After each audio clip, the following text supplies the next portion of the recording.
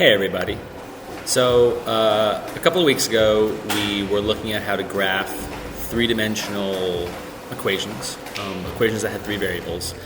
And for the last week we've been looking at solving systems. And it turns out that our next assignment that you guys are going to start looking at is what happens when you have a system that has three variables. So let's say, for example, we had the following system. Sorry, that messed up. We have here, this one here, x plus 2y minus z equals 4, 2x plus y plus z equals negative 2, and x plus 2y plus z equals 2. So we could use any of the methods we've learned so far. We could use substitution and we could use elimination, but both of those with three variables and three equations, they're very tedious. There's just a lot of steps. And so instead we're going to use graphing. And we can't use our calculators to graph this, but we can use GeoGebra. So I'm going to start by typing these three equations into GeoGebra. Let me see, make sure my window makes sense for y'all. Great. So I'm going to type the three equations in over here like this.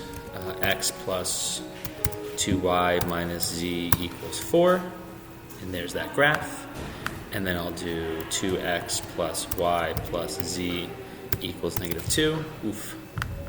And then we'll do x plus 2y plus z equals 2. And we end up with these three equations. And the three equations, the three planes here. And one thing to note, it's kind of hard to see because all these are the same color. So if I click on one of these planes, you see this little toolbar pops up and I can change the color. So I like to make my colors this teal color and green and purple. And I find that these three colors are different enough that it's pretty easy to see the three planes as separate things. And so theoretically, what we're trying to do right now is we're trying to find this point right here, if you look at where the mouse is.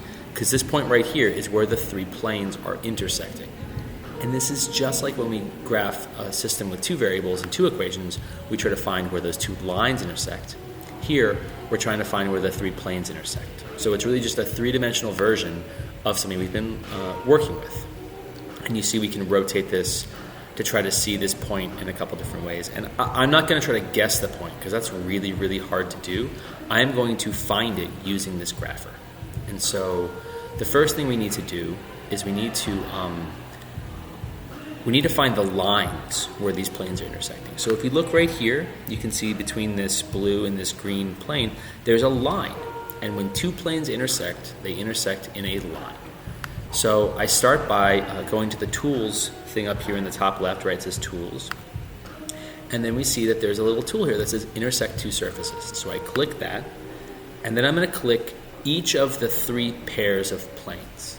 So meaning I'm going to start by clicking the green plane and the blue plane, and you see that a line popped up, right? The line's right there. That's the intersection of those two planes. And then I'm going to click the blue plane and the purple plane, and there's the second line. And then I'm going to click the purple plane and the green plane.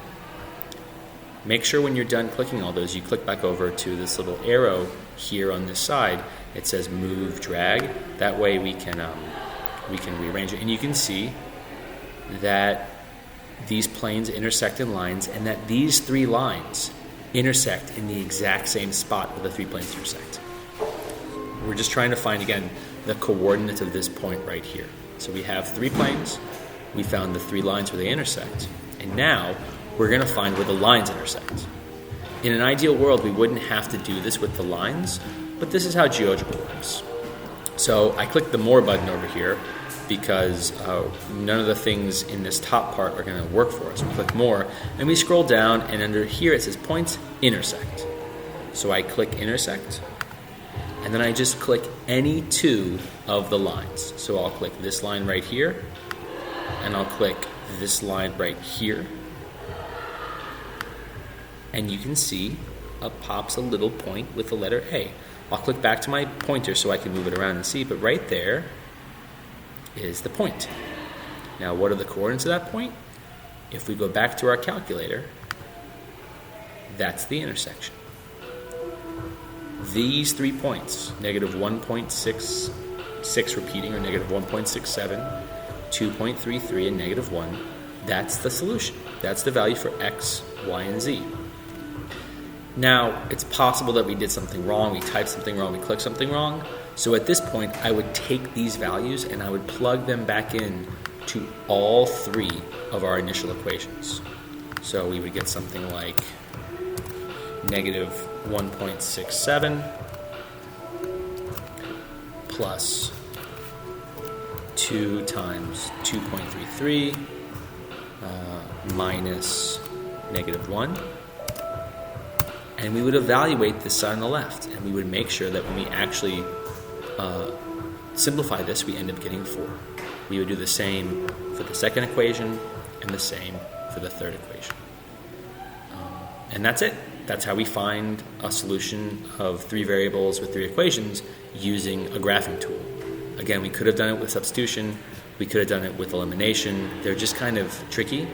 And so for now, we're just going to live in this world of doing it with graphing. Don't forget that there are written instructions as well that go through how to do this. And so if you're not good at processing just by watching a video, all of these steps are written up exactly the same way from a set of written instructions. Okay? I hope y'all have a great week, and I'll see you after Thanksgiving. Bye.